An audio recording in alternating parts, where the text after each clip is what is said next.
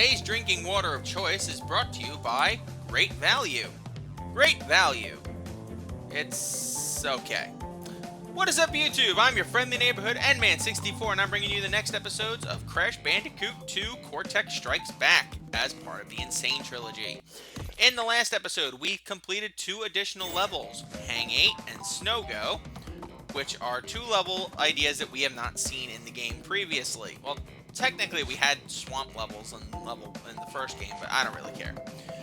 Now we're going to wrap up the first world by completing the last 2 areas and collecting their crystals. These levels are much easier than the last 2 were, in terms of you don't have to go out of your way to collect special things. But there are some things that you have to worry about with these levels. The biggest one with this one, you'll figure out very soon enough, is one of the things that Crash Bandicoot 2, for the most part, the Crash Bandicoot series in general, gets shit for. And that is... you guys will see soon enough. Only 53 boxes here, so that's immediately an improvement over the last few levels.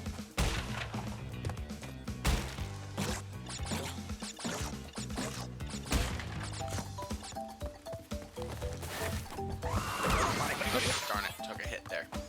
Oh well, no biggie. That's what Aku Aku's there for. Tanking hits for us.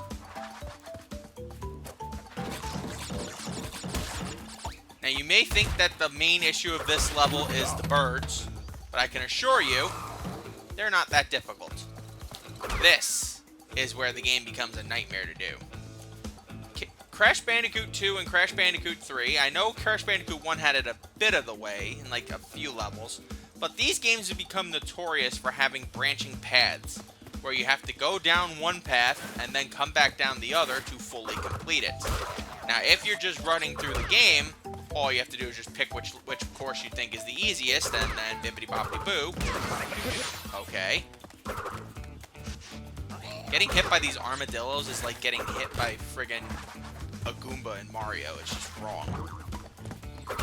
You should have your gaming license revoked. But whatever. Anyway, speaking of which, really?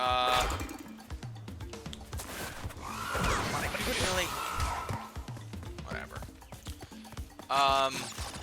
Where was I? Oh. Yes, the branching paths. You have to complete one side, and then, just as you think it can't get worse, oh, now you die by missing a jump. Unfortunately, like I said, this is not one of those levels where you have to worry too much about wasting lives, because, well, they're very generous in the early portions of the game.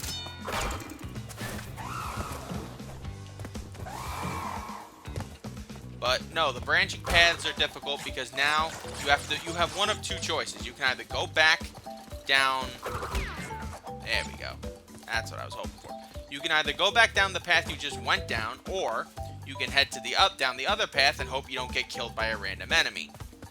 Frankly, I like going this way a little bit easier because you know that you're not going to have to worry about dodging enemies. But there is always the off chance you will launch yourself right into a pit and die, which is not fun. I almost just did it there. Oh. Hello, bugs. This isn't a Timon and Pumbaa game. I don't know what the bugs are doing here. Actually, it could be considered a Spyro game, too, considering Crash and Spyro are friends. Oh! That was scary. I've literally almost killed myself like a dozen times so far. Okay, so I gotta get a checkpoint sooner rather than later. There we go, take care of them. Thank God these ones have buzzsaws and it's not ones I have to jump on. Obviously, as you can tell, since those ones have buzzsaws on them, you can't jump on them, because then you will die. And if you die, you will be a very sad panda, like me. Though I'm not a panda. I'm more of a black bear. Or a grizzly. Or what? You know what? No, I'm a sloth bear. I'm like Baloo. Get myself some extra some extra lives. Because Lord knows I'm gonna need it. Alright, that was just a dick move, bird. That was a supremely dickish move. It was supposed to go down when... Whatever. Die. That was a real... Game, that was a real dickish move of you. It's supposed to go down so I have the ability to jump on its head. And it just didn't go until the last possible second.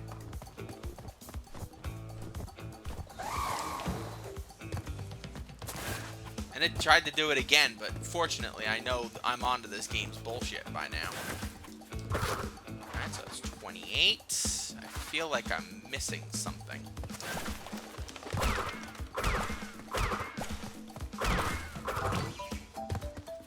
I realized we haven't seen the... Aha, here it is. I was going to say, we have not seen the bonus level yet.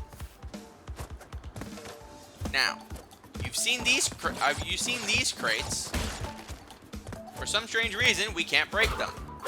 The only way to break them in this game? Belly flop.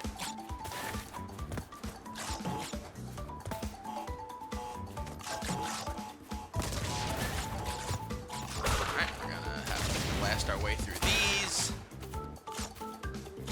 Now, this is a tricky part. And I fucked it up. Just dandy.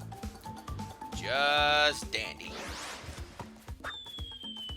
The trick portion of that is you cannot jump on the highest ones just yet. You actually want to avoid... I'm trying to avoid hitting those. I'll just have to worry about them later. No! Son of a bitch! Okay. Let's try this again. Take 3. Fortunately, it's not costing me any lives yet.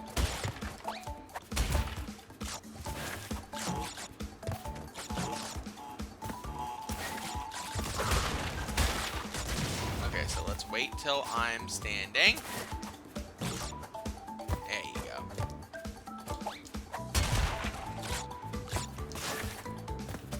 Now, we hit this one. Get the extra life.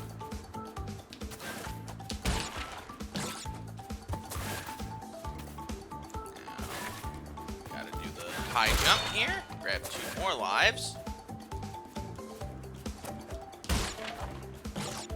2, 3, 4, 5. And fantastic. That is a completed bonus area.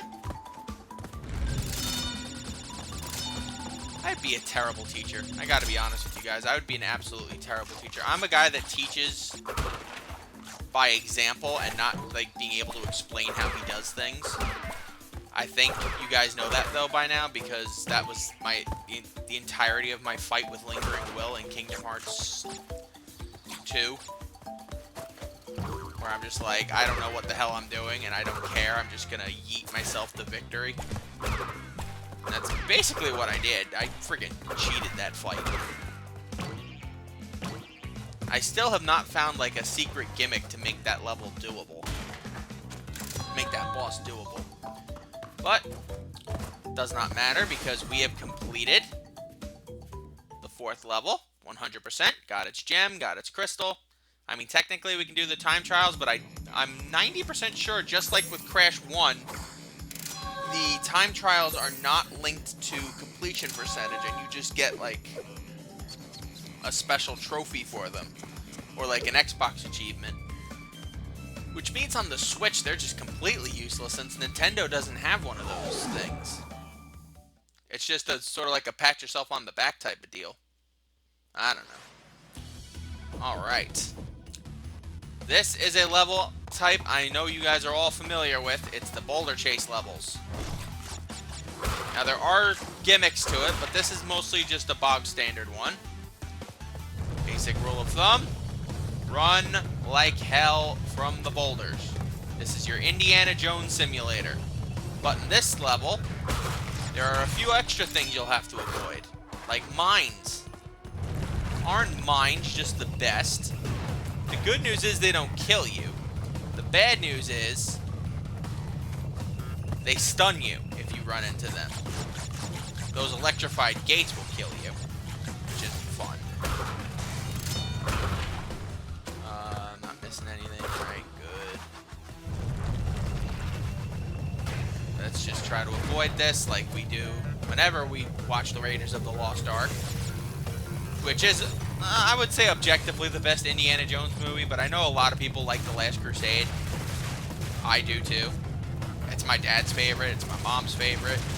I do love Raiders of the Lost Ark. It is. I think Raiders would be my choice of what the best level of an Indiana Jones game would be. I love the game, Indiana Jones, the best movie of the Indiana Jones franchise. I feel bad for Harrison Ford though. That poor guy.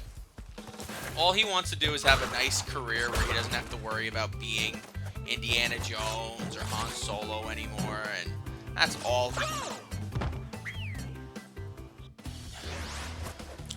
all he gets to do anymore. Fortunately, I don't think he can really realistically be Han Solo anymore, except for like random crap. But he's got one more Indiana Jones movie coming out. Indiana Jones and what is it? The Dial of Destiny or something like that. They're dragging everybody back for that one. Except, I think, Marion. And her son, because you can't bring him back. I don't think anybody liked Shia LaBeouf that much. And I think the guy who played, what's his name, also died. Marcus Brody also died. And obviously Sean Connery's also dead, so... I think it's Indy, Sala, and a few other guys from the earlier movies. Okay. Now, in the first game, there was a way you could trigger the boulder to go before you, but they've definitely patched that up since then. Oh, nope, do not want to get electrocuted, especially when I have no additional health. Oh, shit. I won't take the life. I just want perfection. Oh, there we go. One perfect run. Fantastic. Fantabulous. And hey, we'll actually have time to take on the first boss. Nice.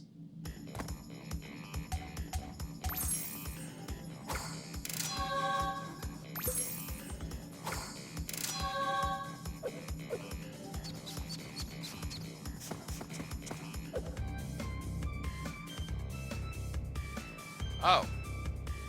I'm not triggering the boss thing? Yeah, there's supposed to be a cutscene that triggers where he tells you about the upcoming boss fight, but it's not there. Okay. Well. Ripperoo. Okay, you guys remember Ripperoo from the last game. He was a mental patient of a kangaroo that liked to blow us up. Well, he's back for an encore presentation. But in this one, it's a little bit easier than the last one was.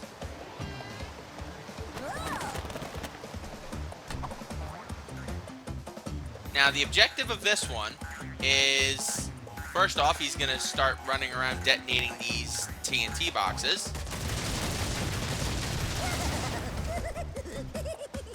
And then after that, now you have to dodge the nitro boxes. Mostly just try to stay to the corners to the best of your ability. And he stuns himself. And then the fun begins all over again. Nope.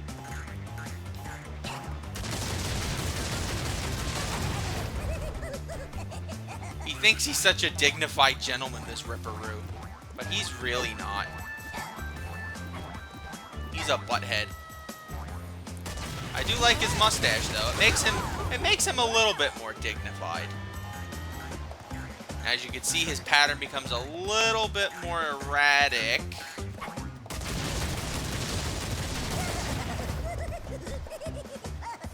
His especially in this last portion.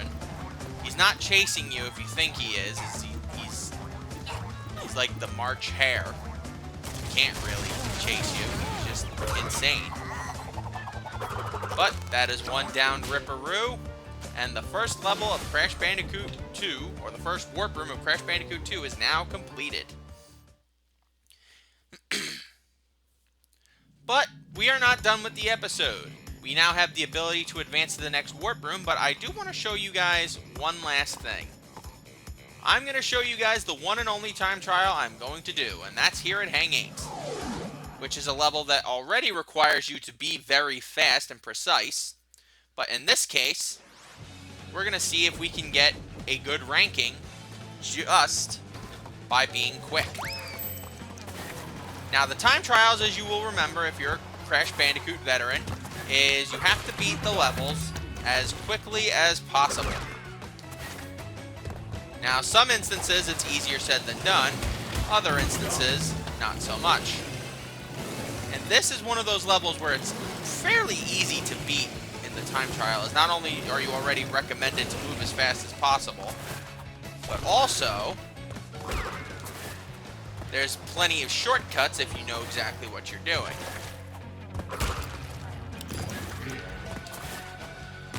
Like I said, you just... and I died. Terrific. Fortunately, like I said, with the deaths, you don't have to worry about with time trials. All you need to do is just do the best you can. I'm actually so good at these, usually I can get gold without really needing to resort to using the Crash Dash, which you don't get until after you've beaten the game in this one. I mean, that's when it is usually given to you in Crash Bandicoot games, but still.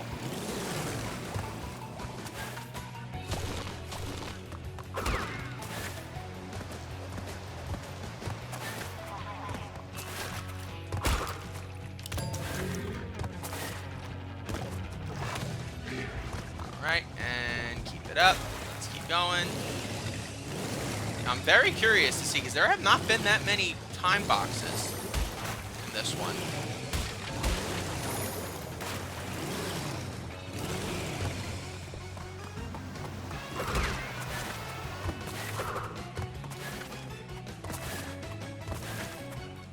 And 1 minute, 1 second gets me a gold relic. Nice. No platinum, but I'll take it. NMN for N-Man. And that'll do it.